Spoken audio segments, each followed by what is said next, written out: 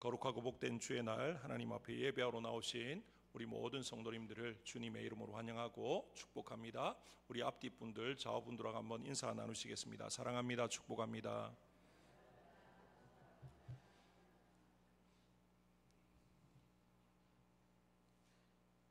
이제 아침 저녁으로 좀 선선해지고 또 이제 논을 보면 벼가 익어가는 그런 모습들을 볼 수가 있습니다. 이제 결실의 계절 가을에 이제 접어들고 있는데요. 우리의 영혼도 하나님 보시기에 아름다운 열매를 맺고 있는지 우리의 삶들을 또 우리의 영혼을 한번 돌아볼 수 있는 그런 시간들이 되었으면 좋겠습니다. 오늘 말씀을 통해서 성령 충만한 성도가 할 일에 대해서 함께 살펴보고자 하는데요. 우리는 성령 충만 그러면 뭔가 특별한 사람이 되는 것처럼 생각을 합니다. 하지만 예수 그리스도를 믿고 또 성령의 인도하심을 받는 우리가 성령 충만한 자인 것을 우리가 분명히 알고, 오늘 말씀 가운데 그런 성도는 오늘 말씀에서는 제자들의 모습을 말하고 있는데요, 이 제자들로 대표되어지는 성도들의 이 모습이 어떠해야 되는지 함께 살펴보면서 우리 마음에 다짐하고 결단하는 그런 시간이 될 수 있기를 원합니다. 우리 신체 중에서요, 다른 사람들과의 관계에서 어떻게 보면 가장 중요한 곳이 어딘가라고 생각을 해보면 얼굴이다라고 말할 수 있을 것입니다. 왜냐하면 우리가 다른 모르는 사람을 처음 만났을 때 뭘 굉장히 좀 중요하게 생각합니까? 첫 인상을 중요하게 생각합니다. 첫 인상이 어디에서 드러납니까? 그 사람의 표정, 얼굴의 모습에서 드러난다라는 것을 알 수가 있습니다. 그래서 세상에서도 뭐라고 이야기하냐면요, 사람이 나이 40이 되면 자기 얼굴에 책임을 져야 된다, 이런 말들을 합니다. 이 말은 나이 40이 되면 잘생겨져야 된다, 그런 말이 아니라 그 사람의 마음이 얼굴에 나타나야 된다라는 거죠. 다시 말하면 그 얼굴을 통해서 그 사람의 인격이나 이런 모든 것들을 좀 성숙됨의 이런 모습들을 보일 수 있어야 된다, 그런 의미가 아니겠는가라는 거죠. 한번 생각해 보십시오. 아무리 마음이 착하고 예의가 바른 사람이라고 해도요, 눈곱도 떼지 않고 머리도 빗지 않고 얼굴에 뭔가 묻어 있는 채로 막 이렇게 다니는데, 그 사람을 처음 본 사람, 만약에 그 사람에 대해서 오래전부터 아는 사람이라면 저 사람이 오늘 왜 저러지? 그냥 그러면서 뭔가 문제가 있나? 그러고 넘어가겠지만, 그 사람이 예의 바르고 착하고 평소에 성실하고 근면한 이런 것들을 전혀 모르는 사람이 그 사람의 그 얼굴 모습만 딱 보면 뭐라고 생각하겠습니까? 저 사람 뭔가 좀 이상한데? 어딘가 좀 문제가 있는 사람인가? 쉽게 그렇게 판단하게 될 것입니다. 그런 사람을 향해서 쉽게 다가와서 대화를 한다든지 뭔가 이렇게 교제하기 위해서 이렇게 말을 거는 사람은 아마 없을 것입니다. 그렇게 우리의 얼굴은 얼굴이 잘생겨야 된다, 예뻐야 된다, 이게 아니라 정말 다른 사람과 만날 때 가장 먼저 우리를 좀 드러낼 수 있는, 얼굴이 예쁘지 않아도 못생겨도요, 어떤 사람의 얼굴은 호감형인 얼굴이 있지 않습니까? 얼굴은 굉장히 예쁘고 잘생겼는데 흔히 말하는 비호감의 사람이 있을 수도 있습니다. 우리의 모습이 얼굴을 통해서, 우리의 인격이나 모든 것들이 얼굴을 통해서 다른 사람에게, 나를 처음 보는 사람에게 첫 이미지를 심어줄 수 있다라는 거죠. 그런 측면에서 우리의 얼굴은 굉장히 중요하다, 그렇게 말할 수가 있습니다. 성경을 보면요, 우리 그리스도인들을 이와 똑같은 맥락으로 설명하고 있는 것을 볼 수가 있는데, 뭔가 하니까 우리 그리스도인들의 중요한 역할 중 하나가 우리가 세상 가운데 하나님을 알리는 하나님의 얼굴과 같은 역할을 한다라는 것입니다. 우리가 하나님의 얼굴이다, 이게 아니라 하나님의 얼굴, 다시 말하면 우리를 통해서 세상 사람들은 누구를 첫인상으로, 첫 이미지로 이렇게 받아들이게 되느냐? 하나님이 어떤 분인지 우리의 말과 행동과 우리의 삶의 모습을 통해서 이제 받아들이게 된다라는 것입니다. 그래서 성경에 직접적으로 우리를 하나님의 얼굴이다 그렇게 말하지는 않습니다. 하지만 그와 비슷한 단어들을 통해서 우리의 삶이, 우리 성도들이 세상 가운데 하나님의 어떤 이미지를, 인상을 나타내는 얼굴과 같은 이제 그런 역할을 한다라는 걸 곳곳에서 말하고 있습니다. 고린도후서 5장 20절에 보시면 그러므로 우리가 그리스도를 대신하여 사신이 되어 하나님이 우리를 통하여 너희를 권면하신 것 같이 그리스도를 대신하여 간청하노니 너희는 하나님과 화목하라 그렇게 말합니다. 여기에 뭐라고 말합니까?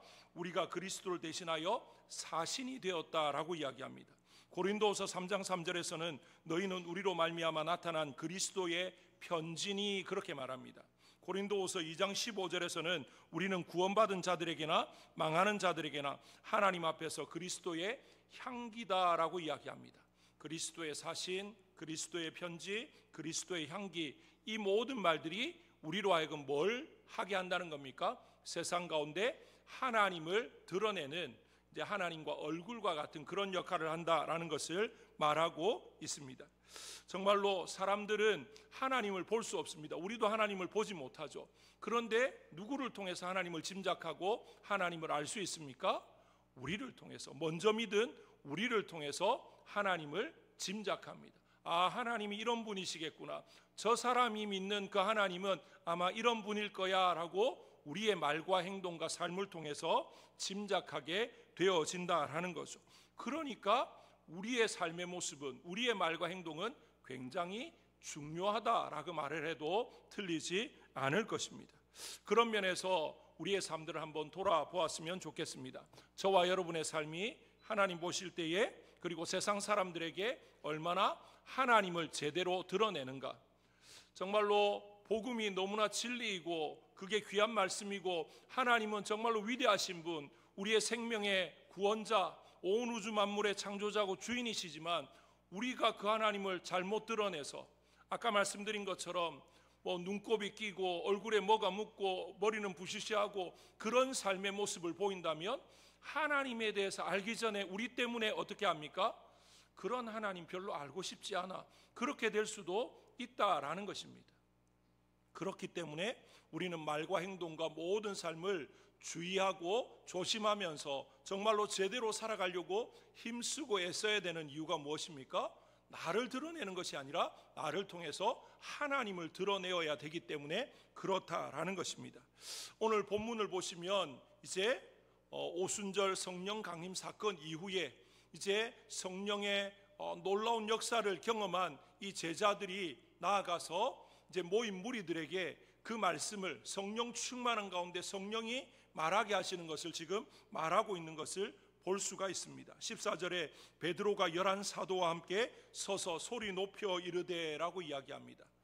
지금 이제 유대인들이 많이 모여 있는 그런 상황 가운데 이 제자들, 베드로를 비롯한 사도들이 이전에 뭘 경험했습니까? 예수님께서 너희는 떠나지 말고 한 곳에 모여 있으라고 했습니다. 그래서 거기에 모여서 오로지 기도에 힘쓰는데 하나님께서 어떻게 하셨습니까? 성령의 임재 가운데 그들을 이제 완전히 놀랍게 변화시켜 주시는 그런 일이 있었습니다. 그걸 경험하고 난 이후에 이제 성령에 사로잡혀서 그들이 나와서 뭘 지금 말하고 있습니까? 주의 복음을 증거하는 것이죠. 이제 오늘 그 내용을 통해서 성령 충만한 이 제자들이, 그리고 오늘 이 시대를 살아가는 성령 충만한 저와 여러분이, 또 하나님의 백성인 우리가 어떻게 해야 되느냐, 우리가 해야 될 일이 무엇인가 한번 살펴보기를 원합니다. 먼저는 예언이다 라고 말할 수 있는데, 이 말은 성령 충만한 성도는 하나님의 말씀을 전파한다라는 의미입니다. 하나님이 말씀하시기를 말세에 내가 내 영을 모든 육체에 부어주리니 너희의 자녀들은 예언할 것이요, 그렇게 되어 있습니다. 여기서 예언이라는 단어를 많은 사람들이 오해하는 경향이 있습니다. 우리는 예언 그러면 뭘 생각합니까? 미래에 막연한 어떤 일을 먼저 말하는 것. 그러다 보니까 예언 그러면 쉽게 세상 사람도 그렇고 예수 믿는 우리도 그렇고 뭘 생각합니까? 무슨 점치는 것처럼 뭔가 이렇게 미래를 이렇게 미리 말해주는 이제 그런 이제 비슷한 것으로 생각을 하는 경우가 있다라는 거죠. 그런데 구약 성경의 예언자를 보시면요, 이 예언자들은 미래의 어떤 일을 말하는 사람으로 우리에게 소개하고 있지 않습니다. 구약의 모든 선지자를 다른 말로 예언자다 이렇게 부르기도 하는데요, 그런데 그들은 미래에 막연한 어떤 일을 말하는 것이 아니라 하나님께서 앞으로 하실 일들을 이제 대언하는 그런 역할을 했습니다. 그런데 이 구약에 등장하는 예언자들을 보시면요, 하나님께서 미래에 행하실 일들을 미리 말하는 건 맞습니다. 그런데 그들의 초점은 하나님이 이걸 행하신다, 이걸 전달하는 게 초점이 아니고 뭐가 초점이냐면요, 그런 하나님의 심판, 하나님의 징계, 하나님의 이 모든 것들을 이제 하나님께서 계획하고 계시니까 오늘을 살아가는 우리가 그 하나님 앞에서 어떻게 살아가야 되는가, 그걸 말하는 게 핵심이다라는 거죠. 그러니까 예언자인 이 선지자들의 역할은 하나님이 앞으로 이런 걸 할 겁니다, 이걸 그냥 알려주는 그게 중요한 목적이 아니고요, 그 말을 하는 목적은 오늘을 살아가는 우리, 이 말을 듣고 있는 당시의 이스라엘 백성들 또는 종교 지도자들, 왕들, 많은 사람들이 하나님 앞에서 어떻게 해야 되느냐, 이제 그걸 말하기 위해서 이제 하나님의 계획을 말했다라는 것입니다. 그러니까 예언자들은 미래에 막연한 뭔가가 아니라 하나님의 뜻, 하나님의 계획을 드러내면서 그 하나님의 뜻 가운데 우리가 어떻게 살아가야 되는가, 오늘 우리의 삶을 그 하나님의 계획, 하나님의 경고, 하나님의 말씀에 비추어서 내가 제대로 살아가고 있는지 그걸 돌이켜보고 하나님께로 돌이키는, 하나님께로 돌아서게 하는 그런 일들을 감당했던 것이 예언자의 역할이다라는 것입니다. 그것이 바로 예언자들의 핵심 메시지였다라는 것입니다. 그렇기 때문에 그들은 먼저 하나님의 계획을 백성들에게 말하기 이전에 뭘 알아야 됩니까? 하나님의 마음을 알아야 되는 거죠. 하나님의 마음도 모르고 하나님의 계획도 알지 못하고 하나님의 뜻도 모르는 상태에서 그냥 앵무새처럼 떠드는 게 그들의 목적은 아니다라는 거죠.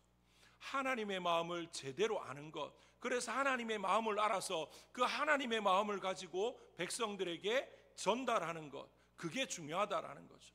하나님의 마음은 무엇입니까? 앞으로 그들을 징계하시는데 그 징계의 목적이, 징계를 행하시는 하나님의 마음이, 그래 잘됐다, 내 말 안 듣더니만 이제 한번 당해봐라, 너네가 그렇게 한번 맞아봐야 정신을 차리지, 이게 하나님의 마음이 아니다라는 거죠. 하나님의 마음은 그 매를 맞기 전에 돌이키는 것, 그들을 너무 사랑하셔서 그들이 매 맞기 전에, 그렇게 이방의 나라의 어떤 침략에 짓밟히기 전에 회개하고 돌이켜서 하나님이 주시는 은혜와 복을, 안식을 누리는 것, 그게 하나님의 마음인 거죠. 그게 하나님의 사랑, 하나님의 마음을 깨닫는 것입니다. 그러니까 이 선지자들이, 구약의 그 예언자들이 그렇게 애타게 부르짖는 것입니다. 솔직히 이야기해서 그들이 그렇게 한다고 해서 세상 사람들이 그 말을 듣고 그들에게 뭐 떡을 줍니까? 밥을 줍니까? 뭘 줍니까? 오히려 그런 말을 하는 선지자들을 잡아서 옥에 가두기도 하고 때리기도 하고 핍박하고 온갖 수모를 겪습니다. 그런데도 그 일을 하는 이유가 무엇입니까? 하나님의 마음이 나의 마음이 되어지는 겁니다. 안타까운 그 마음, 자기 백성을 사랑하시면서 포기할 수 없어서 그래서 눈물을 머금고 정말 그들에게 매를 들 계획을 가지고 있지만 할 수만 있으면 매를 들지 않고 그들이 스스로 돌이켜서 돌아오게 하고자 하는 그 하나님의 마음을 그들이 아는 거죠. 그러기 위해서 그들이 어떻게 합니까? 하나님 앞에 엎드리는 겁니다. 하나님의 마음을 어떻게 알 수 있습니까? 그냥 하나님의 마음을 내가 알아야지 생각만 하고 있다고 알아집니까? 하나님의 말씀을 묵상하고 하나님 앞에 부르짖고 기도하고 간구하는 그런 삶이 되어질 때 하나님의 마음을 알게 된다라는 것입니다. 그런 측면에서 성령 충만한 사람은 어떻게 하느냐? 하나님의 마음을 알기 위해서 날마다 말씀과 기도 가운데 하나님을 깊이 알아가는 사람입니다. 하나님의 뜻을 알고 하나님의 마음을 알고, 그래서 하나님의 마음을 깊이 이해해서 어떻게 하는 것입니까? 그걸 나의 마음 속에만 담아두는 것이 아니라 그 마음을 가지고 하나님의 뜻을, 하나님이 주신 말씀을 우리 이웃들에게, 세상 사람들에게 전하는 사람, 그 사람이 어떤 사람입니까? 성령 충만한 사람이다라는 것입니다.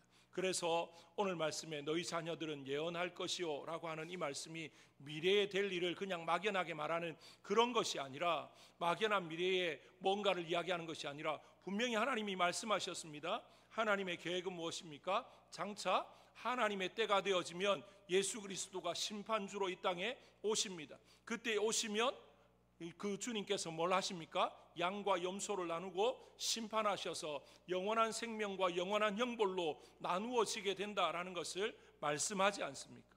이제 그날이 정확하게 언제인지 우리가 그때와 시를 알지 못할 뿐이지 분명히 하나님의 계획은 선포되어져 있습니다. 그런데 하나님이 그렇게 말씀하시는 그런 계획을 미리 우리에게 알려주신 이유는 무엇입니까? 때가 점점 가까워 가니까 그때가 임박하기 전에, 이제 그때가 되기 전에 한 사람이라도 더 어떻게 하라는 겁니까? 주님 앞으로 돌이키게 하려는, 그래서 우리를 부르셨고 우리를 사용하셔서 우리에게 사명을 주시고 이 복음의 일들을 감당하게 하신다라는 거죠. 그런 측면에서 우리가 예언을 해야 된다라는 것입니다. 오늘 이 시대에 많은 사람들은 막연한 당장 내가 내일 뭐 어떻게 될 것이고 나의 앞날이, 우리 자녀의 앞날이, 우리 가정의 앞날이 어떻게 될 것이다, 그런 거에 대해서는 굉장히 기대를 많이 하고 귀를 기울입니다. 그런데 그런 것들은 없지 않습니까? 어떻게 그렇게 됩니까? 어떤 뭐 유명한 점쟁이가, 어떤 뭐 유명한 사람이 그렇게 말한다고 그렇게 되겠습니까? 설마 그렇게 됐다 할지라도 그건 어쩌다 보니까 그렇게 된 거고, 우리 인생의 생사화복, 우리의 모든 것들은 누구의 손에 달려 있습니까? 하나님의 손에 달려 있습니다. 우리가 생각할 때 내일을 알면, 또는 뭐 1년 후를 알면, 10년 후를 알면 굉장히 좋을 것 같지만 하나님께서 우리로 하여금 한 치 앞도 내다보지 못하게 한 데는 다 이유가 있는 것입니다. 알면 좋을 것 같은데 알면 더 힘듭니다. 불안합니다. 뭐 드라마나 뭐 어떤 이런 데 가끔씩 보시면 미래를 아는 어떤 이제 그런 내용을 주제로 뭔가 하는 걸 뭐 아마 보신 분들도 있을 텐데요. 그런 걸 보면요, 우리가 생각하는 것만큼 그 인생이 행복하지 않더라는 거죠. 내일 사고가 난다 그러면 그 사고를 안 나게 하려고 온갖 수단과 방법을 다 동원하지만 결국에는 그 사고가 나고 이제 그것 때문에 막 피를 말리는, 막 조마조마해하는 그런 모습을 볼 때, 몰랐으면 그 전까지라도 그냥 행복하게 또 평안하게 살아갈 텐데, 아니까 불안해서 일상의 삶도 다 망가지는 그런 것들이 있는 거죠. 우리보다 우리를 누가 더 잘 아십니까? 하나님이 잘 아십니다. 하나님이 알게 하신 건 우리가 알아야 되니까 알게 하신 거고요, 하나님이 모르게 하신 거는 몰라도 되니까, 오히려 모르는 게 나을 수 있으니까 모르게 하셨다, 그렇게 믿고 나아가면 되는 것입니다. 모르는 걸 너무 알려고 하지도 마시고요, 또 아는 걸 모른 척할 필요도 없다라는 것이죠. 그래서 우리는 성령 충만함으로 하나님의 그 놀라운 것들을, 또 하나님의 비밀을 알게 되었으니까 우리는 어떻게 해야 됩니까? 그 비밀을, 이 비밀은 감추어 두라고, 숨겨라고 그렇게 알려주신 비밀이 아니라, 그 비밀을 우리에게 알게 하신 이유는 아직도 그걸 비밀로 알고 있는, 모르고 있는 세상 사람들에게 드러내라고 우리에게 먼저 가르쳐 주셨구나, 그 사실을 알고 세상 가운데 그 복음을, 하나님의 뜻을, 하나님의 마음을 증거하는 저와 여러분 되시기를 주님의 이름으로 축복합니다.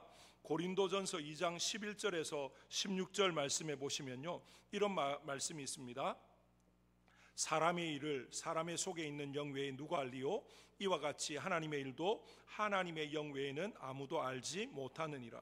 우리가 세상의 영을 받지 아니하고 오직 하나님으로부터 온 영을 받았으니 이는 우리로 하여금 하나님께서 우리에게 은혜로 주신 것들을 알게 하려 하심이라. 우리가 이것을 말하거니와 사람의 지혜가 가르친 말로 아니하고 오직 성령께서 가르친 것으로 하니 영적인 일은 영적인 것으로 분별하느니라.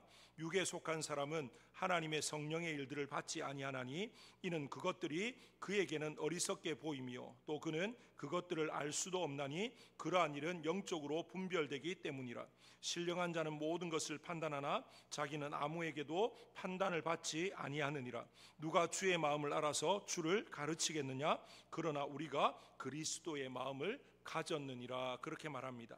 오직 누구의 가르친 것으로 한다고 말합니까? 오직 성령의 가르치신 것으로 한다, 그렇게 말합니다. 그리고 마지막에 보시면 누가 주의 마음을 알아서 주를 가르친다고 이야기합니까? 우리가 그리스도의 마음을 가졌다. 다시 말하면 성령 충만한 우리가 그렇게 한다라는 것입니다. 사도 바울을 통해서 하나님은 성령 충만한 것을 이렇게 말씀하시는 거죠. 뭐라고요? 이 시대에 하나님의 마음을 아는 사람이 필요하다라는 거죠. 그러기 위해서 우리를 부르셨고 우리에게 성령을 부어주셨다라는 것입니다. 세상 사람들은 어떻습니까? 어디에서 와서 어디로 가고 무엇 하는지 알지 못합니다. 멸망의 구렁텅이로 지금 자기들이 가고 있는 길이 넓고 평단해서 좋은 길인 줄 알지만 그 길의 끝은 무엇입니까? 멸망입니다. 영원한 죽음입니다. 그런데 그들은 하나님에 대해서 알고 싶어 하지 않습니다. 하나님에 대해서 아는 자도 없고 하나님에 대해서 마음을 열지도 않습니다. 그런데 하나님은 어떤 마음이십니까? 그런 인생이 죄악으로 인해서 하나님과 멀어졌지만, 하나님과 원수되었지만, 그렇다고 해서 인생이 멸망당하는 걸 원하는 것이 아니라 그들이 멸망에서 벗어나서 구원받아서 생명의 길로 가기를 하나님은 원하시는 거죠. 그래서 하나님이 사람을 택하셨고 그 사람들에게 성령을 부어주셨고, 성령 충만함을 통해서 하나님의 놀라운 것들을 드러내게 하시고 하나님의 마음을 알리게 하시고 하나님의 뜻을 말하게 하신다라는 거죠. 바로 성령 충만한 우리 성도가 해야 될 일은 하나님의 말씀을, 하나님의 마음을, 하나님의 뜻을 세상 가운데 알리는 것이다 라는 사실을 기억하시고, 11월 16일 새생명 축제를 앞두고 있는 이 상황뿐만 아니라 매일 매순간 세상을 향해서, 우리가 만나는 모든 사람을 향해서 하나님의 마음을, 하나님의 뜻을 밝히 드러내시는 우리 교회와 우리 모든 성도님들 되시기를 주님의 이름으로 축복합니다.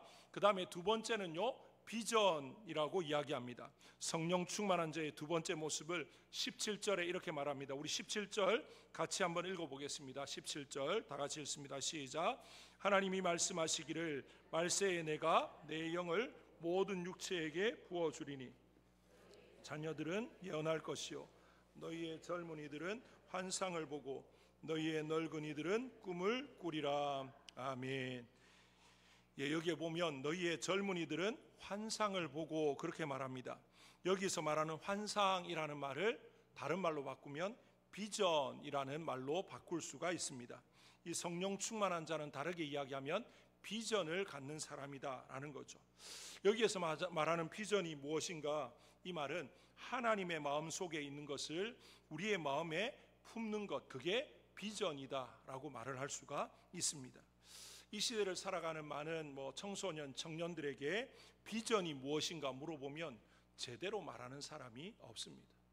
꿈이 뭐냐, 비전이 뭐냐, 앞으로 뭘 하고 싶냐, 많은 청소년들, 청년들이 생각해 본 적이 없다 그러고 또는 그런 게 없다라고 말하는 경우들이 굉장히 많습니다. 어떻게 보면 지금부터 한 20, 30년, 30, 40년 전만 해도요, 어린 초등학생이나 중고등학생들 이렇게 청소년들에게 물어보면 그래도 과학자가 되고 싶다느니 이런 꿈들을 말했습니다. 그런데 요즘 친구들은 물어보면 없는데요, 모르겠는데요, 그런 식으로 말하는 경우들이 허다하다라는 거죠. 어떻게 보면요, 이 시대의 아이들의 관심사는 뭐냐면요, 어떻게 하면 내가 좀 더 내 인생을 즐길까, 어떻게 하면 좀 더 많은 걸 누릴까, 이런 것들이 답니다. 그러다 보니까 연예인들이나 유명 아이돌들이 굉장히 인기를 누리니까 나도 저렇게 그냥 되고 싶어, 막연하게. 또 스포츠 스타들이 많은 연봉을 받고 인기를 누리니까 나도 저렇게 한번 돼봤으면 좋겠어, 그런 식의 말들을 많이 한다라는 거죠. 다시 말하면 그냥 눈앞에 보이는 현실, 그들의 눈앞에 펼쳐진 그런 굉장히 좋아 보이는 그것만이 전부인 것처럼 살아가는 그런 모습이다라는 거죠. 오늘 이 시대의 청소년, 청년들만의 문제가 아니라 오늘 예배의 자리에 나오신 저와 여러분에게도 한번 물어보았으면 좋겠습니다. 우리의 비전은 무엇입니까? 그냥 잘 먹고 잘 살고 내 자녀 잘 되고 우리 가정에 별 문제 없고, 이게 혹시 우리의 비전은 아닙니까? 하나님은 우리에게 그것 하라고 예수 그리스도를 선물로 주신 게 아닙니다. 성령을 우리에게 선물로 주신 이유가 그냥 잘 먹고 잘 살고 그냥 가족 또 가정 가운데 별 문제 없이 그냥 살아가는 그것만을 위해서 우리에게 성령을 주신 게 아니다라는 것입니다. 하나님의 마음을 우리의 마음 되게 하기 위해서, 그래서 그 마음을 품고 구체적인 발걸음을 내딛게 하려고 우리에게 성령을 주셨다라는 사실을 기억했으면 좋겠습니다. 지금부터 한 200여 년 전에 한 무명의 청소년이, 영국의 무명의 한 청소년이 하나님의 마음을 품었습니다. 그 시대의 영국의 수많은 청소년들의 삶의 모습은 오늘과 크게 다르지 않았습니다. 그냥 자신의 어떤 성공, 또 자신의 어떤 출세 이런 거에 급급해서 살아갔습니다. 그런 이제 상황 가운데 그 청소년은 10대의 중후반에 있는 청소년인데요, 하나님의 마음을 품게 되는 계기가 이제 있었던 것이죠. 그 계기가 뭐냐면 어느 날 출석하는 교회에서 예배를 드리는데 이제 중국 선교에 대한 이야기를 듣게 되었습니다. 중국 선교에 대한 이야기를 듣는데 정말 그 자리에 모인 많은 사람 가운데 그 어린 소년의 마음에 정말 너무나 이걸 감당할 수 없는 그런 마음들이 드는 겁니다. 그 중국의 영혼이 너무 불쌍하고 어떻게 하면 그들에게 내가 가서 복음을 전할 수 있을까? 아무도 자기에게 그 전에 중국에 대한 이야기도 해준 적도 없고 그랬는데 그날 그 메시지를 듣는데 막 주체할 수가 없는 것이죠. 정말로 멸망길로 달려가고 있는 그 중국의 영혼들의 그 울부짖음, 살려달라고 애원하는 그 소리가 자꾸만 귀에 들리는 듯 그렇게 이제 되어집니다. 그래서 그 청소년, 그 소년의 마음이 그 예배 시간뿐만 아니라 이후의 삶 가운데 계속 어쩔 수가 없는 거죠. 예레미야가 하나님의 마음을, 하나님의 말씀을 내가 전하지 않겠습니다. 전해봐야 그들이 듣지도 않고 오히려 나를 욕하고 핍박하고 그러니까 난 안 할 겁니다. 그랬지만 그의 마음이 어떻습니까? 안 한다고 했지만 마음이 불붙는 듯하고 견딜 수가 없어서 또 나가서 전했던 그런 것처럼 예레미야의 마음 같은 그런 마음이 그 소년의 마음에 계속 일어나는 거죠. 그래서 결국에는 하나님 앞에 결단하고 서원합니다. 하나님, 내가 중국 선교사로 헌신하겠습니다. 그 소년의 이름이 뭐냐면 허드슨 테일러입니다. 중국 선교의 아버지라고 불렸던 허드슨 테일러가 17세에 출석하던 교회에서 어느 날 중국 선교에 대한 그 이야기를, 그 간증, 중국 선교에 대한 보고라고 해야 될까요? 그걸 들으면서 그렇게 이제 뜨거워졌습니다. 그래서 중국에 대해서 이런저런 요즘 같으면 인터넷도 있고 자료들을 구할 때가 많지만 이제 그때 당시에는 도서관이나 또는 이제 선교 어떤 이제 본부라고 해야 될까요? 그런 데 가서 자기가 할 수 있는 중국에 대한 자료들을 이제 이렇게 저렇게 다 모으고 연구를 하고 하는데 이제 두 가지가 이제 딱 요약이 됩니다. 중국은 너무 가난해서 헐벗고 굶주린 사람이 너무 많다. 그러면 나도 그들과 함께 지내면서 복음을 전하려면 좀 굶는 거에 대해서, 못 먹는 거에 대해서 내가 훈련되지 않으면 안 되겠다 싶어서 17세의 소년이 하루에 한 끼 또는 두 끼만 먹는 훈련을 하는 겁니다. 없어서가 아니라 중국에 가서 내가 살려면 이 정도를 견뎌내야 되니까 그렇게 훈련을 하는 겁니다. 그 다음에 또 보니까 중국은 교통수단이 변변치 않습니다. 그러면 걸어 다녀야 되는데 내 체력이 좋아야 되겠다. 그래서 아침마다 막 10몇 킬로씩 뛰는 이제 그런 이제 훈련을 하는, 체력 단련을 하는 것이죠. 막연하게 그냥 나는 중국 선교사로 갈 거야, 하나님이 다 알아서 하실 거야, 그게 아니고요. 중국에 대해서 나름 연구하고 또 여러 가지 자료를 찾고 그러면서 중국 선교사로 가기 위해서 이렇게 애를 쓰는 겁니다. 그 시작이 무엇입니까? 중국의 그 영혼들을 향한 하나님의 마음을 그가 자신의 마음에 품었다라는 겁니다. 그 마음을 품고 하나님 앞에 기도하고 자기의 자리에 살 수 있는 최선을 다해서 뭔가 해나갈 때 하나님께서 길을 열어주시고 그에게 좀 더 구체화할 수 있도록 모든 것들을 인도해 주셨다라는 거죠. 그렇게 된 결과 오늘 우리에게까지 허드슨 테일러, 그러면 어떻게 알려져 있습니까? 중국 선교의 아버지, 중국 내지 선교사, 이렇게 이제 알려져 있다라는 것입니다. 어떻게 보면 무명의 소년, 우리에게 지금 유명한 선교사로 알려져 있지만 그 당시에 허드슨 테일러는 그렇게 유명하지 않았습니다. 그냥 보잘것없는 그냥 평범한 소년이었다라는 것이죠. 그런데 그 소년이 말씀 가운데, 예배 가운데 선포되어진 그 말씀을 통해서 그 중국을 향한 하나님의 마음을 품으니까 하나님께서 어떻게 하십니까? 그를 통해서 그 하나님의 마음이 구체화되어지게끔, 다시 말하면 그게 그의 인생의 비전이 되도록 만들어 주셨다라는 것입니다. 우리도 마찬가지입니다. 하나님의 마음을 우리가 품으면 하나님께서 우리의 마음 가운데 하나님의 마음을, 하나님의 계획을 넣어주시고 그걸 이룰 수 있는 좀 구체적인 선명한 비전들을 보여주신다라는 거죠. 그런 비전이 있어야만 우리의 말도 행동도 우리의 삶도 달라지는 것입니다. 그렇게 될 때 하나님의 나라가, 하나님의 영광이 우리를 통해서 이 땅 가운데 선포되어지고 또 이루어지고 놀라운 역사가 있게 된다라는 것입니다. 성령 충만한 자는 하나님의 말씀을, 하나님의 마음을 세상 가운데 드러낼 뿐만 아니라 그 하나님의 마음을 내 마음으로 품고 그 일들을 위해서 우리의 삶을 이제 거기에 초점을 맞추고 한 걸음 한 걸음 걸어나가는 비전의 사람이 되어진다라는 것을 우리에게 보여주고 있습니다.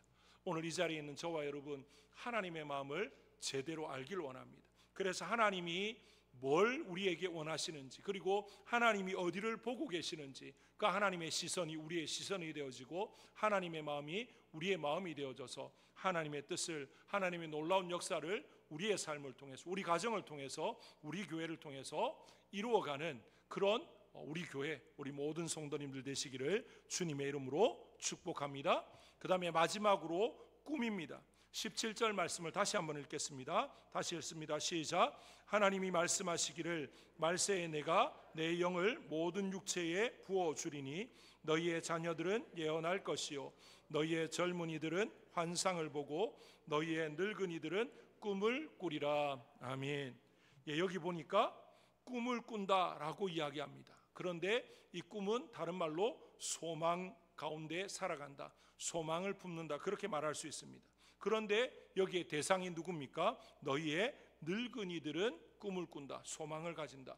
인간적으로 보면요, 늙은이는 꿈도, 있던 꿈도 좀 사그러들고 소망도 점점 이렇게 축소되어지는 그런 모습이라고 말할 수 있지 않습니까? 전도서 12장에 보시면 늙은이에 대해서 이렇게 말합니다. 그런 날에는 집을 지키는 자들이 떨 것이며 힘 있는 자들이 구부러질 것이며 맷돌질하는 자들이 적음으로 그칠 것이며 창들로 내다보는 자가 어두워질 것이며 길거리 문들이 닫혀질 것이며 맷돌 소리가 적어질 것이며 새의 소리로 말미암아 일어날 것이며 음악하는 여자들은 다 쇠하여질 것이다. 어떻게 보면 어떤 마을의 현상을 말하는 것처럼 보여지지만 늙게 되어지면 우리의 육신에 창문이 흐려진다, 우리의 눈이 흐려진다 라고 이야기를 합니다. 그 다음에 맷돌을 돌릴 힘이 없어서 맷돌 소리가 적어진다, 이제 그런 의미를 말합니다. 그리고 새의 소리로 말미암아 일어난다는 거죠.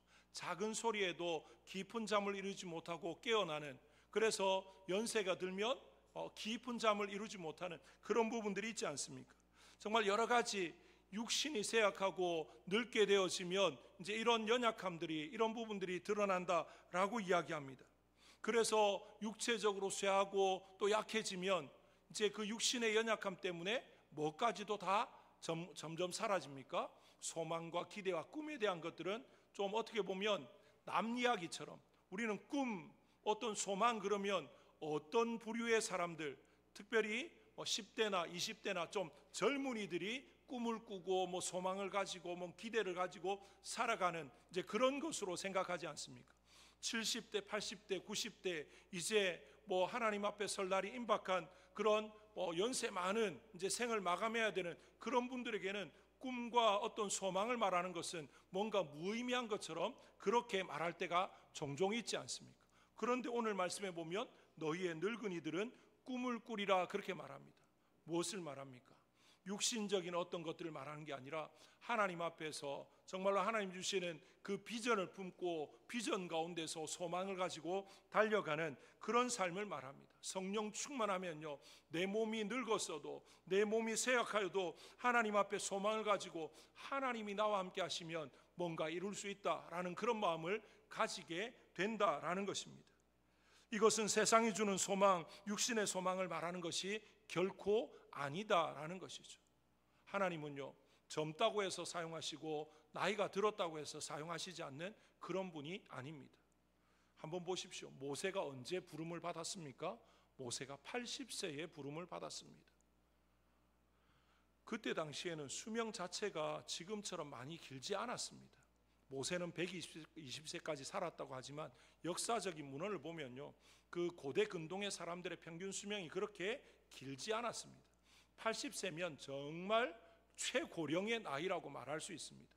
그런 모세가 하나님의 부름을 받아서 이스라엘 민족을 애굽에서 구원해내는 그런 일을 감당했습니다. 아브라함이 하나님의 부르심을 받았을 때의 나이가 몇 살입니까? 75세였습니다. 우리가 생각할 때는 젊어야, 힘이 있어야, 건강해야 뭔가 할 수 있을 거다 생각하지만 아니요, 하나님이 하시면 그런 것들은 문제가 되지 않습니다.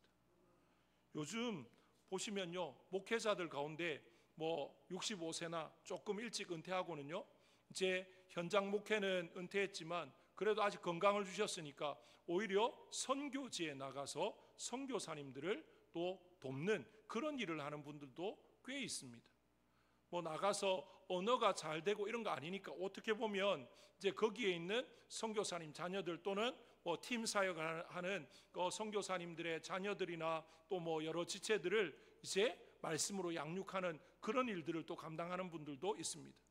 말은 잘 통하지 않지만 언어가 젊을 때보다 그 언어를 습득하고 하는 그런 것들이 쉽지 않지만 그래도 몇 마디 말을 배워서 요즘은 동남아에 가면 또 한국어를 배우는 그런 것들이 굉장히 또 이렇게 다른 시대보다 또 남다르다 보니까 한국말을 또 가르쳐주는 그런 사역을 통해서 복음을 전하는 이제 그런 시니어 선교사들도 얼마든지 있다라는 거죠. 우리가 생각할 때는 뭔가 나이가 들고 육신이 약해지면 이제는 뭐 그냥 가만히 내 믿음 잘 지키다가 하나님 부르시면 그때 하나님 앞에 서면 되지, 그게 아니다라는 거죠. 하나님도 그걸 원하시지 않습니다. 요한 웨슬레라고 하는 그 사람을 여러분들 아실 텐데요. 요한 웨슬레는 이런 말을 했습니다. 나는 늙어서 죽기보다 따라서 없어지고 싶다, 그렇게 말했습니다. 시간이 가면요 늙어서 죽는 것은 기정사실입니다. 그런데 요한 웨슬레는 그렇게 살고 싶지 않다는 거죠. 주의 나라와 일을 위해서 열정을 가지고 복음을 위해서 힘쓰고 애쓰다가 그렇게 하나님 앞에 서고 싶다는 것입니다. 우리도 그러했으면 좋겠습니다. 나는 나이가 70인데 나는 나이가 80인데 나는 건강도 안 좋은데 내가 뭘, 그렇게 생각하실 게 아니라 하나님, 나도 하나님이 꿈과 비전 주시고 소망을 주시고 힘 주시면 나도 얼마든지 할 수 있습니다. 하나님께서 나에게 필요한 것들을 공급하시고 주의 나라와 일을 위해서 한 번 더 일어설 수 있도록 은혜를, 긍휼을 베풀어 달라고 기도하면서 일어서실 수 있는 우리 모든 성도님들 되시기를 주님의 이름으로 축복합니다. 이게 성령 충만한 성도의 모습입니다. 아이고 나는 안 돼. 아이고 내가 나이가 이만큼인데, 내가 건강도 안 좋은데, 내가 무릎도 안 좋은데, 허리도 안 좋은데 내가 뭘. 성령 충만한 모습이 아닙니다. 하나님이 원하시는 모습이 아니다라는 거죠. 하나님 앞에서 하나님 주시는 꿈과 비전을, 소망을 가지고 나아가시는 저와 여러분 되시기를 주님의 이름으로 축복합니다.